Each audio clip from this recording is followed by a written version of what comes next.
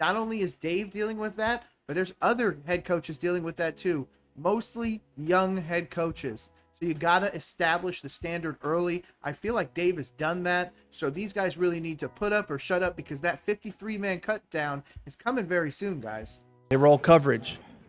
What an amazing day.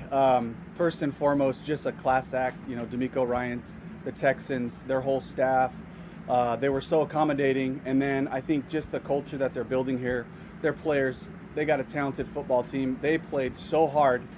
There was physical hits, great effort all across the field, and done with class. And I just really appreciated that part of it, and I was excited about the work we were able to get in. I didn't see any of the defensive side, so I was on the offensive field over here. In the middle of the practice, we got really sloppy. We had about 5 pre-snap penalties in one drive. We're looking at some, first and 15s, a couple of sacks. I thought it got sloppy in the middle.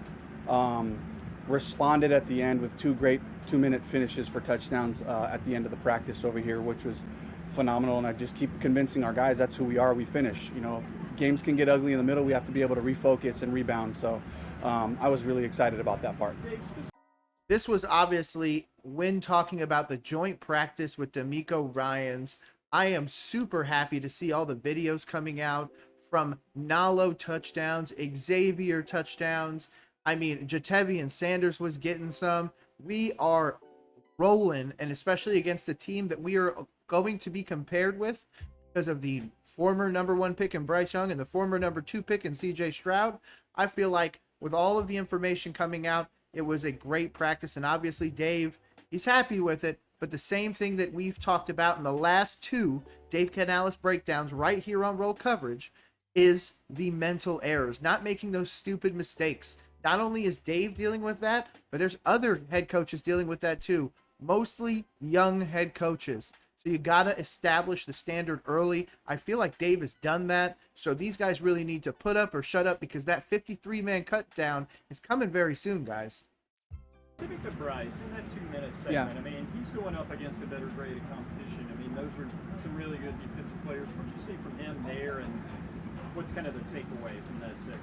Yeah, just our processes, getting to the line, using his tools, using his answers, reading coverages, and just being accurate with the ball, extending plays when he had to.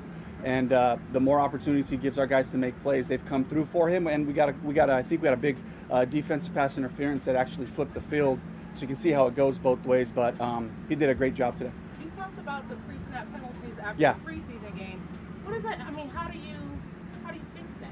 Yeah, I just keep teaching the guys, and they see it when we get into these situations. Our guys are very competitive. They want to win, and all of a sudden you're looking at, first and 15. You're looking at second and 20, and they can feel how deflating those situations can be. We've overcome that at times, but it's hard. It's hard to get those explosives to get yourself back on track, but it's something we have to keep teaching off of, and ultimately to let them know, like the guys that are repeat offenders, we're not going to be able to play you. You're not going to be able to help us if you keep putting us in bad situations.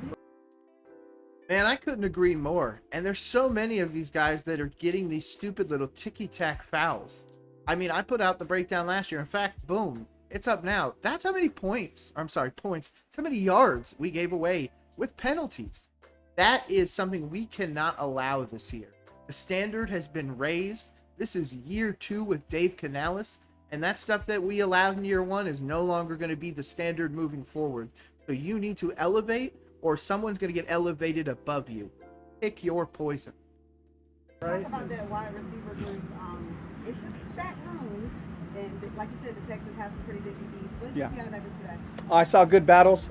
They had their work's worth today with a fantastic group. With Stingley and Lassiter and Petrie and Bullock back there.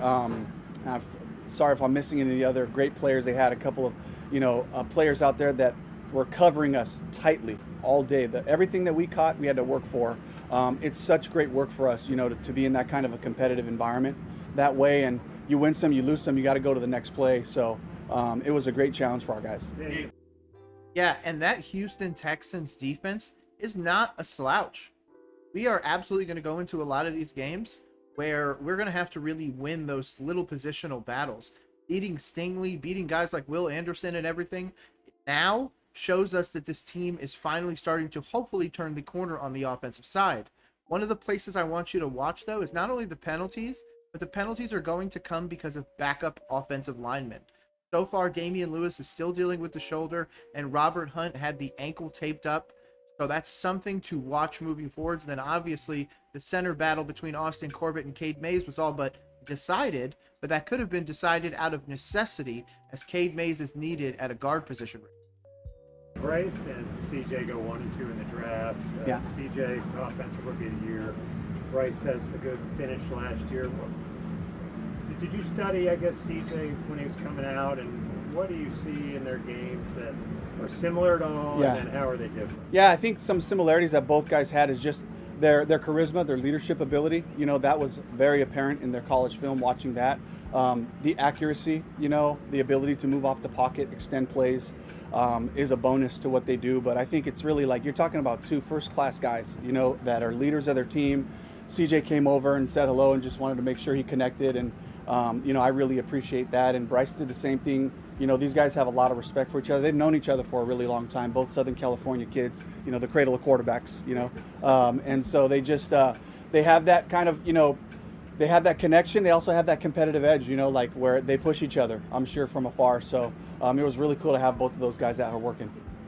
I mean, yeah, man, even as a pre-draft Stroud lover, I can't deny anything that he's saying. Bryce Young is a consummate pro already. He nails the intangibles. That was part of the, I think, apparent leak with the S2 was to make Bryce seem like he had it all together when both of them are just consummate pros. When it comes to what they do together, you're right. It's all the things off the field because they are a different quarterback in the offenses that they currently run. Obviously, Bryce has been able to get out of the pocket and get quite a few rushing touchdowns, whereas CJ Stroud has really excelled in the passing touchdowns so far. The height happens, the speed happens, elusiveness of Bryce.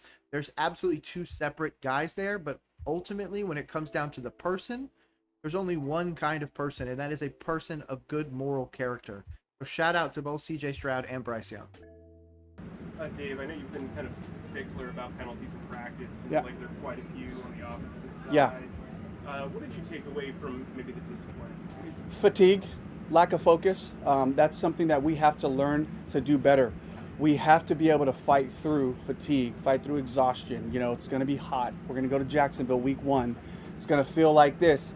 Can we maintain that level of focus play after play? Regardless of what the last play did, can you breathe on your way back, and then can you execute? And I saw the penalties pile up when we were tired. That's something that we have to get better at. That's a very interesting observation, Dave. So you're telling me that as these guys just get tired, they're holding more and everything like that? Yeah, because they're not able to play at the same level they are, so they're trying to cut corners. I like that he's calling this out. Shout out, Dave. I'm sorry, I got you late, but could you give us an update on Nick Scorton? Yeah, Scorton just overheated, so they got him in they have a cooling trailer like we have, so they got him in there, try to get his core temperature back down. He had to take some IV fluids, and we just didn't feel comfortable putting him back out there to finish the practice. You get dehydrated, first thing happens is you get soft tissue injuries, and like, of course, you know, worse things can happen when you're overly heated. But they did a good job of catching that, getting him in there, cooling him down. We'll get him some more fluids, and hopefully we can get him turned around so he can play in the game. David, I know you didn't get to watch defense today. Yeah. In general, what has Pat Jones kind of added to that rush? Just a physical style of play, you know, exactly what we're looking for, to be disruptive on the edge, to really blow stuff up. You know, that's it starts with the run game, and he does that for sure. And then in a pass rush setting, you know, he's got a nice speed to power move, and he's got counters, you know, so he kind of keeps tackles guessing, and he can rush inside. So he's doing a great job, and he's a pro's pro. The way he prepares and works is awesome. And you love to hear that about a young defense. Love to hear about guys already being pros. Obviously, I love the idea of just resting Scorton. Don't need to win a preseason game. Even the Browns game, I wasn't really upset about anything when it comes to the score or the outcome. It's more of getting guys ready for the season, because obviously 17 games is a long time before we talk about playoffs, before we talk about preseason. So that's a lot of tread on these guys' tires. Make sure they get through it. No soft tissue injuries, like he said. And let's get to week 1 with Jacksonville. In fact, if you want to get into the mind of Liam Cohen, I got a breakdown coming out Saturday. But that breakdown will be all about Liam Cohen, his thoughts on his team following their Steelers loss. I think it's quite interesting, guys. Hopefully you're ready for it. Jalen Coker and Trevin Wallace, how are they doing? Yes, good. So Trevin has a personal matter that I won't get into, but he showed up. He actually flew in this morning, so he's back with the team here. And then Coker had a fever last night, swollen lymph nodes, so they think it's some type of an infection. So they're treating him antibiotics and all that. And they said he's getting better. He's at the hotel right now, improving, and hopefully we can turn him around so he can play. You obviously held JC out. Will he be held out Saturday? Yeah, I would think so. You talked about this earlier, but how important was it to get some hot practice before Jacksonville when Charlotte's been a little unseasonably cool this week? I know we kind of been spoiled with the weather a little bit, but I felt confident about our conditioning level. I think that we're dosing the guys the right way, pushing them, pushing them a little bit beyond their limits, every day and trying to increase their workload. This was a crescendo of the hard work. I love that we were able to come out here to play all the way through, finish with great 2-minute drives over here on the offensive field. I got to check out the defensive side, but I just kind of was looking around and, for the most part, this is a very fit group that's ready to play football. I love the fact that we got this heat. We know we opened up at Jacksonville, but again, guys, it's football. We'll be prepared for it. We let the guys know. Go out there, give everything you have. We see that you're gassed. We'll get somebody else out there, and that's where the depth that we're building here is so important as we, continue into the season. 3 series still for the game on? That's the hope. I want to see how we come out of today, because I know, like, right after the practice, thank the Lord, it feels like we came out pretty clean. But things kind of present themselves. Soreness will present itself tonight, so we'll have to kind of reconfigure in the morning, see where we're at, to see how long we want to play them. But they will be playing. Thank you, Coach. Thank you, yep, Dave. thank you. Absolutely. And shout out to Dave Canales for this press conference. Obviously, he's talking about the heat. The heat has been a problem, but I think he's kind of said something without necessarily being overt about it.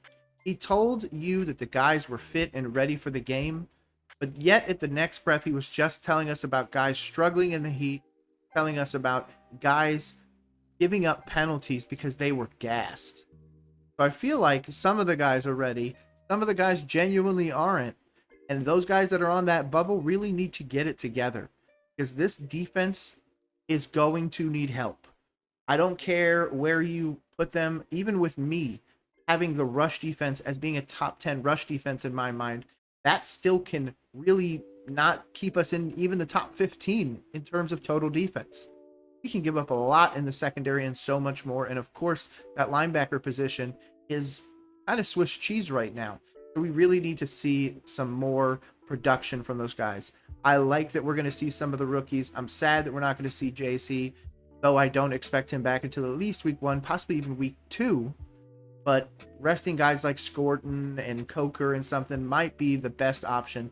Of course, just get guys to week 1 healthy. I really appreciate you making it this far. It helps out the channel, and I cannot thank you enough. Hopefully one of these other videos are ones that you like as well, but if not, I can't wait to catch you in the next one. My name is Nick, and this has been Roll Coverage.